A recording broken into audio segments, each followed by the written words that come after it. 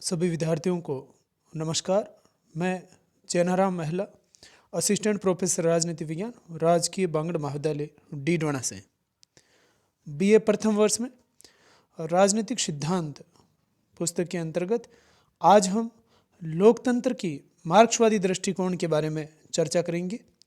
लोकतंत्र के जो विभिन्न दृष्टिकोण हैं, दुनिया भर में जो आज शासन के प्रकार पाए जाते हैं, सरकार की जो प्रणालियां पाई जाती है, उनमें लोकतंत्र को सर्वश्रेष्ठ माना जाता है।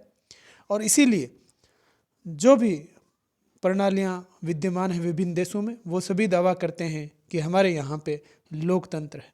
तो लोकतंत्र का जो मार्क्सवादी दृष्टिकोण है वो क्या कहता है और किस प्रकार से ये जो उदारवादी या विशिष्ट वर्गीय सिद्धांत है, वो दृष्टिकोण है, उनसे किस प्रकार ये अलग है।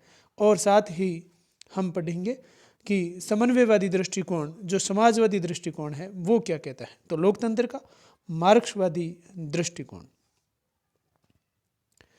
यह दृष्टिकोण कार्ल मार्क्स के वर्ग संघर्ष के सिद्धांत पर आधारित है। जो कार्ल मार्क्स को इसका कह सकते हैं कि जिन्होंने इसको शुरुआत की है, वो इसके प्रणेता। यह लोकतंत्र की द्वंद्वात्मक व्याख्या है। वर्ग संघर्ष से जो राजनीति विज्ञान के विद्यार्थी है वो परिचित होंगे। कार्ल मार्क्स ने कहा है कि आज तक का जो इतिहास है वो वर्ग संघर्ष का इतिहास है। अर्थात सदैव से ही, जब से मनुष्य ने यहाँ पे जन्म लिया है, तब से, चाहे वो हम पुरातन काल की बात करें, चाहे वो मध्यकाल की बात करें, चाहे वो आधुनिक काल की बात करें, सभी काल के अंदर एक वर्ग ने दूसरे वर्ग का शोषण किया है। कभी किसानों पर जो है धनी वर्ग के लोगों ने अत्याचार किया है, तो कहीं श्रमिकों पर उनके मालिकों ने अत्याचार किया है। तो आज तक का जो इतिहास है वो वर्ग संघर्ष का ही इतिहास है। तो यह दृष्टिकोण उसी जो कार्ल मार्क्स के वर्ग संघर्ष का सिद्धांत है उसी पर आधारित है। यह द्वंद्वात्मक व्याख्या, द्वंद्वात्मक का मतलब है तर्क, वितर्क और संवाद। जिस प्रकार कोई भी क्रिया होती है तो उसकी फिर प्रतिक्रिया होना, जैसे बीज बोना, फिर पौधा निकलना और उसके बाद में उसमें जो है फली आना या फल आना, तो वो जो द्वंद्वात्मक व्याख्या है वो लोकतंत्र की मार्क्सवादी दृष्टिकोण करता है। मार्क्सवादियों ने लोकतंत्र को जनवादी लोकतंत्र कहा है। जनवादी लोकतंत्र की संज्ञा उन्होंने इसे दी है। उन्होंने कहा है हमारा लोकतंत्र जनता का लोकतंत्र है। साम्यवाद लोकतंत्र को एक शासन व्यवस्था के अलावा मूल्यों की व्यवस्था भी मानता है। तो ये शासन व्यवस्था तो है ही है, साथ साथ में साम्यवाद कहता है कि इसमें मूल्यों का भी समावेश है। इसमें आर्थिक समानता, सामाजिक न्याय, शोषण की अनुपस्थिति, शासन में जनता की हिस्सेदारी आदि प्रमुख है। तो जो साम्यवाद के जो मूल्य हैं वो भी इसके अंदर समाहित हैं। तो साम्यवाद के मूल्यों का भी इसमें समावेश किया गया है। इसमें प्राइवेट संपत्ति खत्म करके उत्पादन के साधनों के सामूहिक स्वामित्व पर बल दिया गया। जो उनका जो मुख्य उनके सिद्धांत थे, शोषण का जो अंत करना, आर्थिक समानता को लागू करना, सामाजिक न्याय और उत्पादन के साधनों के सामूहिक स्वामित्व पर बल देना, तो जो उनके मूल्य थे उनको भी इसके अंदर स्थान दिया गया है। तो ये लोकतंत्र शासन व्यवस्था के साथ साथ मूल्यों की व्यवस्था भी मानते हैं। बात करें इनके समर्थक विचारकों की, तो वो है कार्ल मार्क्स, एंजेल्स, जो उनके मित्र थे, दोनों ने साथ मिलकर के कई पुस्तकें लिखी है। साथ साथ में लेनिन। तो मार्क्स, एंजेल्स और लेनिन, ये इनके समर्थक विचार। क्या कहता है कि सर्वहारा वर्ग का अधिनायकवाद ही सच्चा लोकतंत्र है। जो लोकतंत्र जो जिसकी परिभाषा दी जाती है उसके बारे में इन्होंने कहा है कि वो लोकतंत्र, वास्तव में सच्चा लोकतंत्र कौन सा है? सर्वहारा वर्ग का अधिनायकवाद ही। मार्क्सवादी दृष्टिकोण के अनुसार जब तक समाज की आर्थिक व्यवस्था पूंजीवादी है तब तक लोकतांत्रिक सरकार भी पूंजीवादियों की ही रक्षा करेगी। तो उनका मानना है कि राज्य नामक जो संस्था है वास्तव में वो किस लिए है? वो जो पूंजीपति वर्ग है, धनिक वर्ग है, उसकी रक्षा के लिए ही उसका अस्तित्व है। लेनिन कहते हैं कि सर्वहारा वर्ग का अधिनायकवाद ही सच्चा लोकतंत्र है, जहां संपत्ति पर संपूर्ण समाज का अधिकार होता है। तो उन्होंने कहा है इस व्यवस्था को, जिसके अंदर धनिक वर्ग जो है वो वंचित वर्ग, जो श्रमिक वर्ग है, उस पर अत्याचार करता है, उसकी जगह पे जब सर्वहारा वर्ग जो है, मजदूर वर्ग जो है, वो जब वहाँ पे अधिनायकवादी व्यवस्था स्थापित कर देगा, राज्य की सत्ता पर उनका अधिकार हो जाएगा, तो वही वास्तव में सच्चा लोकतंत्र है। तो सर्वहारा वर्ग का अधिनायकवाद ही सच्चा लोकतंत्र है। ये लोकतंत्र की उनकी परिभाषा, जहाँ संपत्ति पर संपूर्ण समाज का अधिकार होता है। लेकिन लेनिन ने या मार्क्सवादियों ने इसे जो है वो ये कहा है कि ये एक संक्रमणकालीन व्यवस्था है, और इस व्यवस्था के द्वारा आगे चल करके ऐसा होगा कि राज्य नामक संस्था का वो विलोप हो जाएगा, राज्य नामक संस्था विलुप्त हो जाएगी। तो वही वास्तव में प्रजातांत्रिक होगा। लेनिन कहते हैं मजदूर वर्गीय प्रजातंत्र, जो सर्वहारा वर्ग का प्रजातंत्र है, वो पूंजीवादी प्रजातंत्र से लाख गुना अधिक प्रजातांत्रिक है। तो प्रजातंत्र के जो वास्तविक मूल्य है, लोकतंत्र के जो वास्तविक मूल्य है, वो पूंजीवादी प्रजातंत्र की तुलना में देखें तो मजदूर वर्गीय प्रजातंत्र में लाख गुना अधिक प्रजातांत्रिक है। ये कहना है लेनिन का।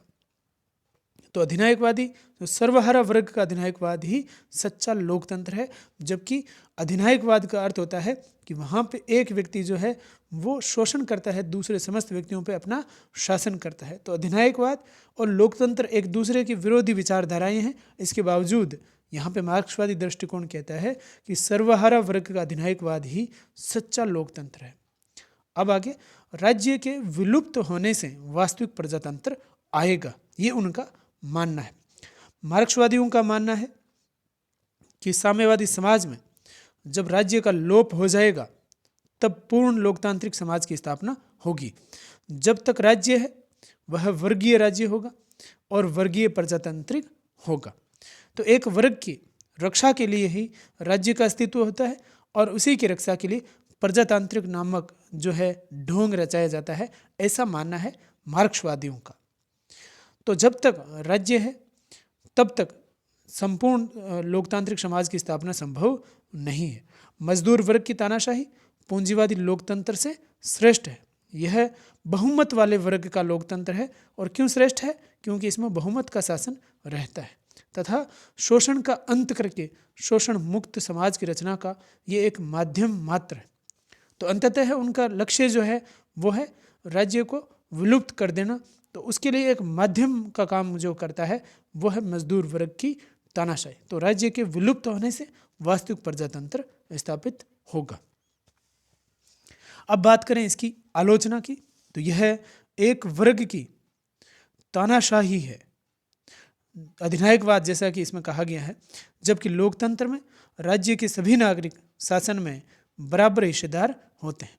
तो जब तानाशाही या अधिनायकवाद जैसे शब्द काम में आते हैं तो वहाँ पे लोकतंत्र की संभावना वो क्षीण हो जाती है। लोकतंत्र और अधिनायकवाद दोनों पानी और आग के समान है, एक दूसरे के विरोधी है, दोनों साथ में कतई संभव नहीं है। तो मार्क्सवादियों द्वारा जो ये ढोंग किया जाता है कि हमारे यहाँ पे लोकतंत्र है, वास्तव में वो अधिनायकवाद है। लोकतंत्र कतई उसको हम स्वीकार नहीं कर सकते।